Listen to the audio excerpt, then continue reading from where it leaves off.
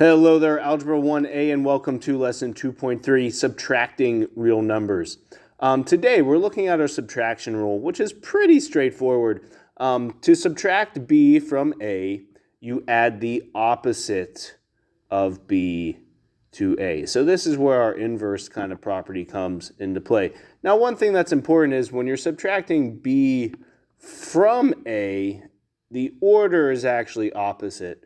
So an example here in algebra, A plus negative B is really A plus the opposite of B. That's essentially what's going on here. You don't necessarily need to write this out for all of them, but that is what subtraction is. Subtraction is secretly adding the opposite. Basically, finding the difference. I mean, you don't need to write all these little steps down, but getting used to just this idea that 10 plus negative 4 is really what's going on here. So 10 plus negative 4 is going to be negative 14. 13 minus negative 11. Here is a big thing. If you're subtracting a negative, we're actually going to do 13 plus 11. So subtracting a negative becomes adding. That is something possibly to write down. Subtracting a negative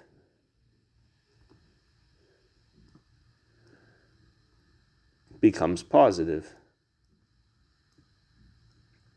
So 13 plus 11 is simply 24. Okay, evaluating expressions. Here is where it also gets tricky. So we're evaluating when A is 6.5 and B is negative 3. This is the part that's tricky, the B is negative 3 part. So let's notice, evaluating again means we are substituting A for 6.5 and B for negative 3. So A is 6.5 minus B, which is negative 3. You need to have that extra bunch of parentheses. I would say if you're substituting, put parentheses around it. Because what that means is we actually have 6.5 minus a negative plus 3. And this is something then you could just type into your calculator. 6.5 plus 3 plus 5.3 is equal to 14.8. Okay, so you're adding the opposite of negative 3 from there. Okay, really easy stuff. I mean, go ahead if you want to and use your calculator to find these. Little thing in the calculator, if you just do them real quick, negative 4 minus 8 equals negative 12. Pretty straightforward. 9 minus 18 is going to be negative 9. Don't be afraid. Use your calculator at the end of the day, and you should be okay. Okay. What else do we got going on? Evaluate the expression.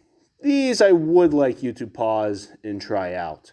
So remember, you are substituting a negative in for t.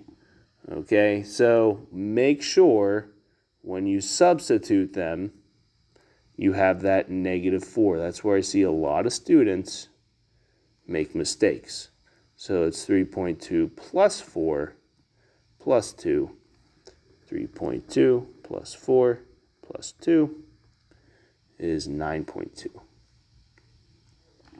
M minus 3 minus t. 3.2 minus 3. We have some parentheses minus negative 4. That's going to be 0.2 plus 4 or 4.2. Okay, so please, anything from today, make sure you're substituting negatives with parentheses. Okay, so our hiking trail, elevation changing. This one's pretty interesting. A sign at the start of a hiking trail states we are 320 feet below sea level. And at the end of the trail, we're 880 feet above sea level. Now, one thing to note about this, below sea level means we are actually at negative 320 feet. That's below sea level.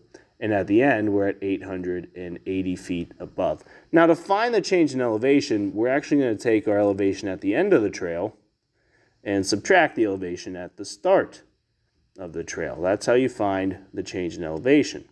So plugging those numbers in, at the start, or at the end, sorry, we're 880.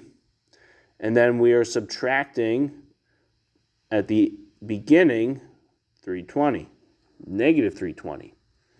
Which again, that essentially means we're adding 320, and we changed a total of 1,200 feet. Okay, so be careful with changing in elevation. Last little bit here, so go ahead. This is very similar. So we're going to be taking the temp at the end of the day minus the temp in the morning.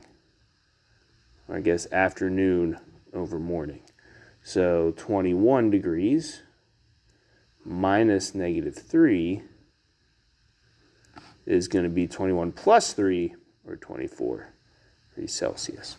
So keeping that in mind, you should be in good shape. Again, the homework is going to be the odds of 2.3. Good stuff, guys. Let me know if you have questions.